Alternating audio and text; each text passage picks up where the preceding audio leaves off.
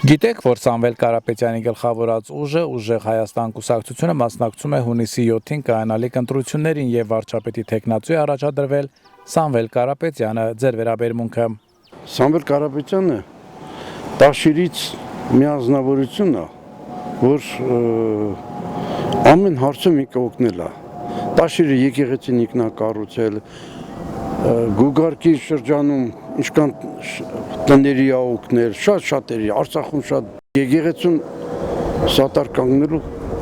մեզանց յուրաքանչյուր մենք տեսնենք հիմա հարձակվում են եկեղեցուը միլիցիա չի ով ուզում է լինի։ Ես այս տարկից ելի կգնամ կբոտեմ, ասում ուր ես եկեղեցուն քացողն դուրը բացում։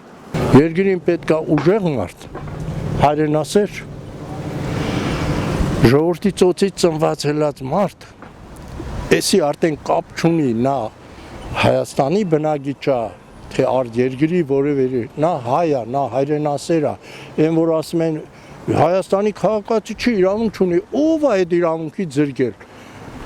Նա իսկական հայ է, եթե պայմանները ստիպել են, եթե նրանք